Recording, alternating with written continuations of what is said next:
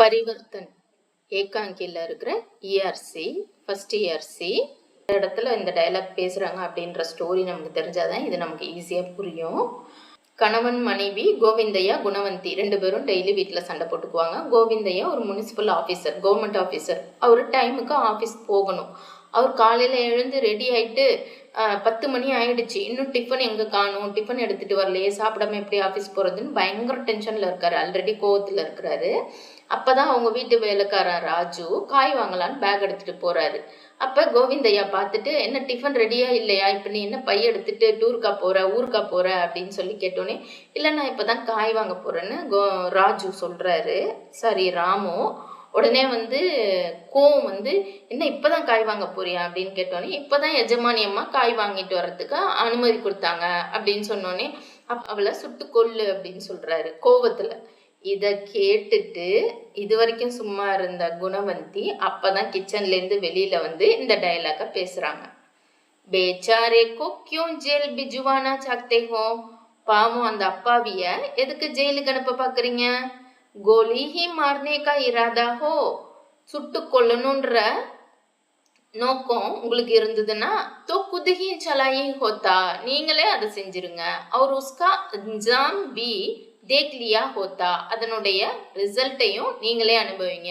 சுட்டு கொன்னா ஜெயிலுக்கு போகணும், அந்த பலனையும் நீங்களே அனுபவிங்க. ஏன் பாவம் அந்த ராமுவை போயிட்டு சுட்டு கொண்டுட்டு அவனை ஜெயிலுக்கு போக சொல்றீங்களா அப்படின்ற மாதிரி அவர் கோவத்தில் இருக்கிறவருக்கு இன்னும் கோவம் வர மாதிரி இந்த அம்மா டைலாக் பேசுது. டிஃபன் கொண்டு வரல.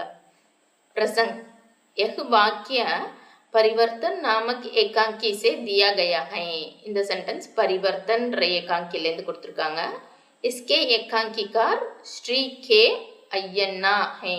இதன் எழுத்தாளர் श्री के अय्यन्ना. यह वाक्य गुणवंती कहती है. இந்த சென்டென்ஸை பேசினவங்க குணவந்தி. கோவிந்தையா कार्यालय जाने की तैयारी में था. ரெடியா இருக்கார் ஆஃபீஸ் போறதுக்கு கோவிந்தையா. नाश्ता तैयार नहीं थी, टिफिन रेडी आगला. ब्रेकफास्ट 10 बजे ही तरकारी खरीदने के लिए नौकर बाजार जा रहा था. 10 மணிக்கு காய் வாங்குறதுக்காக அவங்க வீட்டு வேலைக்காரர் ராமு கடத்தருக்கு போயிட்டு இருக்காரு. ये सब देखकर गोविंदैया गुणवंती को गोली से मारने की बात कहता है. அப்ப கோவம் கோவிந்தையா குணவந்திய சுட்டு கொல்லணும் அப்படின்னு சொல்லி பேசுறாரு.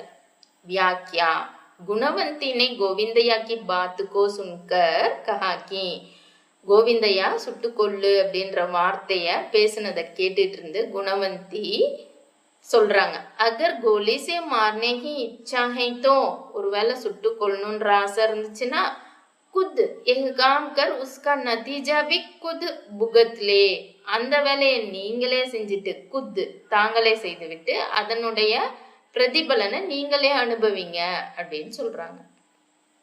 Second one. இதுக்கப்புறம் அந்த ஸ்டோரி எங்கே போகுதுன்னா, அவங்க வீட்டில் அப்படியே சண்டை வளர்ந்துக்கிட்டே இருக்கு. டிஃபனும் அந்த அம்மா வைக்கல, இவரும் பேச்சு நிறுத்தின மாதிரி தெரியல, ஆஃபீஸ் போகலை. என்ன சாப்பிடாம எப்படி ஆஃபீஸ் போவாங்க? இந்த காலம்னாச்சும் எங்கேயாவது வெளில போய் சாப்பிட்டுக்கலாம், அந்த காலத்தில் வீட்டில் தான் சாப்பிடுவாங்க முக்கால்வாசி பேர். அவரும் பசியில் கத்திக்கிட்டு இருக்காரு. அப்படி கத்திக்கிட்டு இருக்க டைமில் இவரோட ஃப்ரெண்டு, யாரு, கோவிந்தையாவோட ஃப்ரெண்டு குருதத் அவங்க வீட்டுக்கு வந்துட்டார். வீட்டுக்கு வந்த பிறகு, என்னப்பா நீங்கள் 2 பேரும் பாசமாக பேசிக்கிட்டு இருக்கீங்களா அப்படின்னு கேட்குறாரு. ரொம்ப அன்போடு பேசிக்கிட்டு இருக்கீங்க போல் கணவன் மனைவி அப்படின்னு கேட்குறாரு அந்த குருதத் ஃப்ரெண்டு. ஆமாம், எங்கள் அன்பு ரொம்ப பவித்திரமானது, இது வரைக்கும் யாருமே பார்த்துல்லாது. நாங்கள் ரொம்ப அன்பாக பேசிக்கிட்டு இருக்க நேரத்தில் கணவன் மனைவிக்கு அன்பாக பேச நேரமே இல்லை, அந்த நேரத்தில் போய் நீ வந்துட்டியே அப்படின்ற மாதிரி கோவிந்தையாவும் அவர் பேசுகிற மாதிரியே இவரும் சர்க்காசமாக பேசுவார். தும் நிராலே துமாரி முகபத் நிராலி, मोहब्बत करने के तुम्हारे सारे तौर तरीके निराले हैं यार. நீ ரொம்ப தனித்துவமானவன், உன்னோட அன்பு ரொம்ப தனித்துவமானது, அன்பு செலுத்துறதுல உன்னோட முறை, உன்னோட அந்த வெளிப்பாடு ரொம்ப தனித்துவமானது அப்படின்னு சொல்லி 2 பேரும் சண்டை போட்டுக்கிட்டு இருக்காங்க. அதை தான் இப்படி நக்கலா அவர் சொல்றாரு அவரோட ஃப்ரெண்டு. பிரசங் यह वाक्य परिवर्तन नामक एकांकी से दिया गया है. इसका एकांकीकार श्री के अय्यन्ना है. यह वाक्य गुरुदत्त गोविंदैया से कहता है. இந்த சென்டென்ஸ் குருதத் கோவிந்தையாட்ட சொன்னது. கோவிந்தையா से मिलने आए गुरुदत्त, கோவிந்தையாவை மீட் பண்ண அவங்க வீட்டுக்கு வந்த குருதத் उनके दाम्पत्य जीवन का परिहास करते हुए அவங்களுடைய திருமண வாழ்க்கைய கிண்டல் பண்ற மாதிரி व्यंग्यात्मक ढंग से यह वाक्य कहता है. ரொம்ப நையாண்டி பண்ற முறையில இந்த சென்டென்ஸை சொன்னாரு. ஆமாமா, நீங்க அன்பு செலுத்துற விதம் தான் ரொம்ப அழகா இருக்கே, இந்த மாதிரி யாருமே பண்ணிக்கிட்டது இல்லை அப்படின்னு சொல்றார். வியாக்கியா கோவிந்தையா ஏவம் குணவந்தி கே பீச் அன்னபன் ஹை. கோவிந்தையா குணவந்தி ரெண்டு பேருக்கும் நடுவுல ஒற்றுமை இல்லை, பிளவுதான் இருக்கு. दोनों हमेशा झगड़ा करते रहते हैं. ரெண்டு பேரும் எப்பவும் சண்டை போட்டுட்டே இருப்பாங்க. उस दिन भी नाश्ता तैयार न होने की बात पर दोनों के बीच झगड़ा हो रहा था. அன்னைக்கும் கூட பிரேக்ஃபாஸ்ட் ரெடி பண்ணாத காரணத்தினால ரெண்டு பேருக்கும் நடுவுல சண்டை நடந்துட்டு இருந்தது.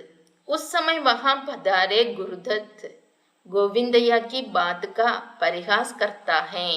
அந்த டைம்ல வந்துட்ட குருதத் கோவிந்தையா சொன்ன விஷயத்த, என்னப்பா பண்றீங்க, என்னதான் நடக்குது உங்க வீட்டுல டெய்லியும் அப்படின்னு கேட்பாரு. ஆமாமா, நாங்க ரெண்டு பேரும் அன்பா பேசிக்கிட்டு இருக்கோம்னு அவர் சொல்லுவாரு. ஆமாமா, உங்க அன்பு ரொம்ப தனித்துவமானதுன்னு இவரும் சொல்றாரு. அதை பத்தி பரிகாசம் பண்ணி, அவங்க சண்டை போட்டுக்கிறத ரொம்ப அன்பா பேசிக்கிறீங்கன்னு பரிகாசம் பண்ணி சொல்றதுதான் இந்த சென்டென்ஸ். அதுக்கப்புறம் வா எங்க வீட்டுல போய் சாப்பிடலாம் அப்படின்னு சொல்லி குருதத் கோவிந்தையாவை கூட்டிட்டு போயிடுவாரு. அவரும் வர்றதுக்கு ரொம்ப தயங்குவாரு. அப்புறமா ஓகே அப்படின்னு சொல்லிட்டு கூட்டிட்டு போயிடுவாரு. அப்ப அவரு மனசொடைஞ்சி சொல்ற வார்த்தை தான் இது. அவரோட திருமண வாழ்க்கையை பத்தி மனசொடைஞ்சி சொல்ற வார்த்தை தான். ஏன்னா கோவிந்தையாக்கு குணவந்தி இரண்டாவது மனைவி. प्रथम बार विवाह करना एक पावन कर्तव्य है, दूसरी बार एक मूर्खता और तीसरी बार एक பாகல்பன். முதல் முறை திருமணம் செய்வது ஒரு புனித செயல், புனித கடமை.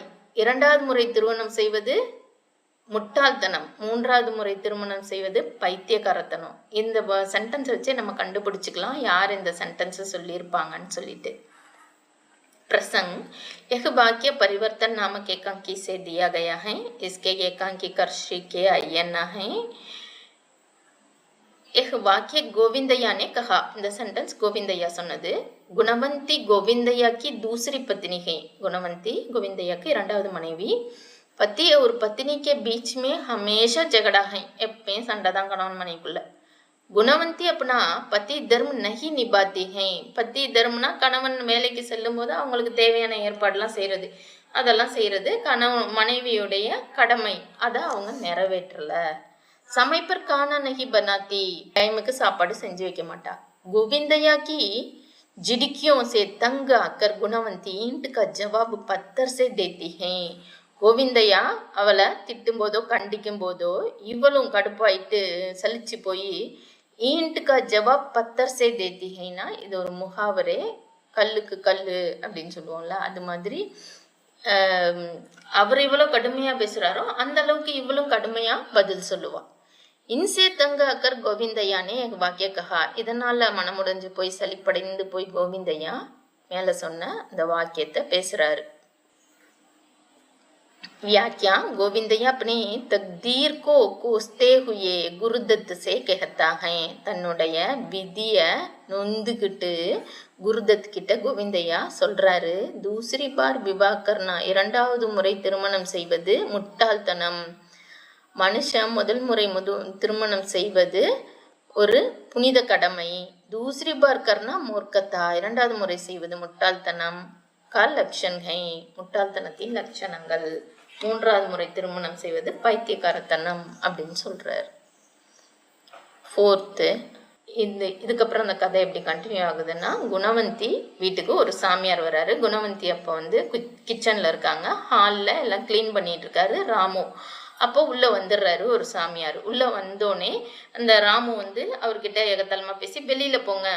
ராமு வந்து அவரை நீங்க வெளியில போங்க, ஏன் உள்ள வந்தீங்க அந்த மாதிரி அவர்கிட்ட மரியாதை இல்லாம பேசுறாரு. அப்போ உள்ள இருந்து வெளியில வந்த குணவந்தி அவர்கிட்ட மன்னிப்பு கேளு, ஒரு சாது கிட்ட போயிட்டு இந்த மாதிரிலாம் பேசலாமா, அவரை வணங்கி மன்னிப்பு கேளு, மன்னிப்பு கேட்டுட்டு உள்ள போ அப்படின்னு சொல்லுவாங்க. அதுக்கப்புறமா அவன் செஞ்ச தப்பு மன்னிச்சுக்கோங்கன்னு இந்த அம்மாவும் அந்த சாது கிட்ட சொல்லுவாங்க. அந்த டைம்ல தான் இந்த டைலாக் வருது. அப்ப அந்த சாது சொல்லுவாரு, நம்ம தப்பு செஞ்சவங்கள நம்ம வெறுக்கக்கூடாது, அந்த தப்பை தான் நம்ம வெறுக்கணும், நீ அந்த ராமுவை திட்டக்கூடாது, அவன் செய்த செயலை தான் நீ கண்டிக்கணும் அப்படின்னு சொல்லி அந்த சாது சொன்னது தான் இந்த வார்த்தை. ஹமே பாப் சே குருணா கர்னி ஹை பாப்பி சே நஹி. நாம அந்த பாவம் அந்த தப்பை தான் நம்ம வெறுக்கணும், அதை செய்த அந்த மனிதர்களை கிடையாது. ஜெய் கோரக்நாத். அவரோட குரு கோரக்நாத். நான் வந்து இமயமலையிலேருந்து வந்திருக்கேன் அப்படிலாம் சொல்லுவார் அந்த சாது மகாராஜ். प्रसंग यह वाक्य परिवर्तन नामक एकांकी से दिया गया है. इसके एकांकीकार श्री के अय्यन्ना है. यह वाक्य योगी वेश धारण कर आए गुरुदत्त कहता है. அந்த யோகி வேஷம் போட்டுட்டு வந்தவர் குருதத் தான். இந்த யோகி வேஷம் போட்டிருக்கிற குருதத் தான் இந்த சென்டென்ஸை சொன்னாரு. जब गुरुदत्त योगी के वेश में प्रवेश करता है. எப்போ இந்த குருதத் யோகி வேஷத்துல நுழைஞ்சாரோ, நௌக்கர் உஸ்கோ கர்க்கே அந்தர் ஆனே நகி தேத்தா. அவங்க வீட்டு வேலைக்காரர் ராமோ அவரை வீட்டுக்குள்ள அனுமதிக்க மாட்டாரு. और उनके बारे में गुणवंती से शिकायत भी करता है. அவரை பத்தி யாரோ ஒரு ஆள் வீட்டுக்குள்ள வந்துட்டாரு, வர பாக்குறாரு அப்படின்னு குணவந்தி கிட்ட போய் கம்ப்ளைண்ட் சொல்லுவார்.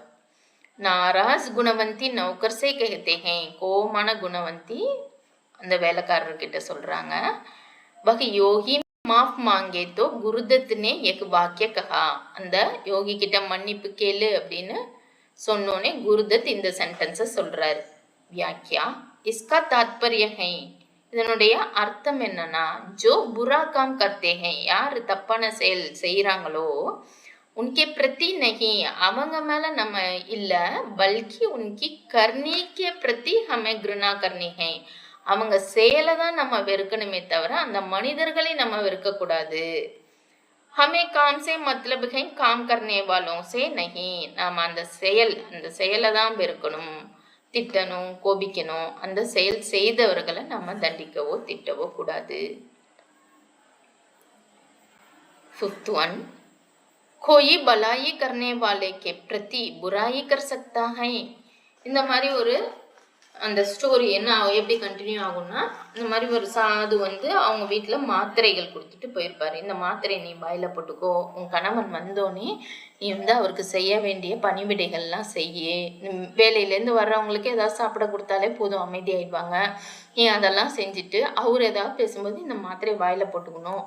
அப்படி நீ வாயில போட்டுக்கிட்டு ஏதாவது பேசுனேன்னா அதோட பலன் போயிடும், அதனால நீ அந்த டைம்ல எதுவும் பேசவே கூடாது அப்படின்னு சொல்லிட்டு மாத்திரை கொடுத்துட்டு போயிருப்பாரு.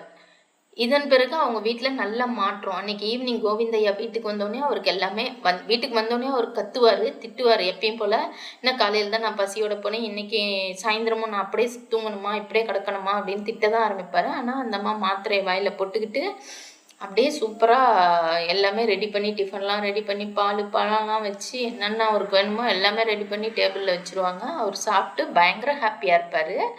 அப்போ குருதத் அவங்க வீட்டுக்கு வருவார். வந்துட்டு என்னப்பா ரொம்ப சந்தோஷமாக இருக்க, என்ன காரணம் அப்படின்னு சொன்னால் எல்லாரும் அவங்க கான்வர்சேஷன்லாம் போகும். இந்த மாதிரி ஒரு சாமியார் வந்தார், அது இதுன்னெலாம். நான் அந்த சாமியாரை பார்க்கணுமே அப்படின்னு சொல்லி கோவிந்தையா குருதத் கிட்ட கேட்டோன்னே, நீ வந்து அந்த சாமியாரை வேணா நான் யாருன்னு சொல்கிறேன், சொன்ன பிறகு நீ அந்த சாமியாரை திட்டக்கூடாது, அடிக்கக்கூடாது, அவரை நீ எதுவும் செய்யக்கூடாது அப்படின்னு சொல்லிடுவார். அதுக்கு கோவிந்தையா கேட்பாரு, நல்லது செஞ்சவங்களுக்கு யாராவது தீமை செய்வாங்களா அப்படின்னு கேட்பாரு. அந்த டயலாக் தான் இது. कोई भलाई करने वाले के प्रति बुराई कर सकता है. प्रसंग यह वाक्य परिवर्तन नामक एकांकी से दिया गया है. इसके एकांकीकार श्री के अय्यन्ना है. यह वाक्य गुरुदत्त गोविंदैया से कहता है. இந்த சென்டென்ஸை கோவிந்தையா குருதத் கிட்ட சொன்னது. கோவிந்தையா குருதத் சே कहता है அப்படின்னு வந்திருக்கணும். गुणवंती के बदले हुए बर्ताव पर संतुष्ट गोविंदैया யோகி கே பாரே மே ஜான்னா சாக்தா ஹை. குணவந்தியுடைய இந்த குணநலன் மாறுபட்டிருக்கு இல்லையா, அவருடைய நடவடிக்கை, அதில் திருப்தி அடைந்த கோவிந்தையா அந்த யோகி யாருன்னு தெரிஞ்சுக்கணும்னு விரும்புகிறாரு. உஸ் யோகி கே காரன் ஹி கோவிந்தையா கா நரக் துல்லிய ஜீவன் ஸ்வர்க ஜெய்சா பதல் கயா. அந்த யோகியின் காரணத்தினால்தான் கோவிந்தையாவுடைய நரகத்துக்கு சமமான வாழ்க்கை ஸ்வர்க்கமாக மாறி உள்ளது. गुरुदत्त उस योगी के बारे में कहने से पहले குருதத்துக்கு அந்த யோகி யாருன்னு தெரியும். அந்த யோகி பற்றி சொல்வதற்கு முன்னாடி கோவிந்தையா से वचन प्राप्त करता है. கோவிந்தையா கிட்ட ப்ராமிஸ் கேட்டுக்கிறார். என்ன ப்ராமிஸ்? கி वह बाद में उस योगी को कुछ ना करे. அதன் பிறகு யாருன்னு தெரிஞ்ச பிறகு அந்த யோகியை நீ எதுவும் செய்யக்கூடாது, அடிக்கக்கூடாது, திட்டக்கூடாது அப்படின்னு ப்ராமிஸ் கேட்கிறாரு. इसके उत्तर में கோவிந்தையா यह वाक्य कहता है. இதுக்கு பதிலா தான் இந்த கோவிந்தையா மேல உள்ள இந்த சென்டென்ஸை சொல்றாரு. कोई भलाई करने वाले के प्रति बुराई कर सकता है. व्याख्या वह योगी स्वयं गुरुदत्त है. அந்த யோகி யாருன்னா குருதத் தான். अपने मित्र के जीवन को सुखी बनाने के लिए தன்னோட ஃப்ரெண்டோட லைஃப் சந்தோஷமா மாறணுன்றதுக்காக योगी का वेश धारण कर योगी வேஷம் போட்டுட்டு गुणवंती के स्वभाव में बदलाव लाता है. குணவந்தியுடைய சுபாவத்துல அவருடைய குணநலத்துல மாற்றத்தை கொண்டு வந்தார். इसलिए राज खोलने के पहले यह वादा ले लेता है. அதனால அந்த ரகசியத்தை உடைக்கிறதுக்கு முன்னாடி, ரகசியத்தை ஓபன் பண்றதுக்கு முன்னாடியே இந்த ப்ராமிஸை கேட்டுக்கிறாரு. ஏன்னா அவர் தான் தெரிஞ்சா இவர் ஏதாவது கோவப்படுற போறாருன்னு சும்மா ஜாலிக்காக கேட்டுக்கிறாரு. Next 6th one. सुनो यार मेरे पागल खाने के उद्धार के लिए तुझे भी एक दिन मेरी तरह गोरखनाथ बनके मेरे घर आना पड़ेगा. मंजूर है?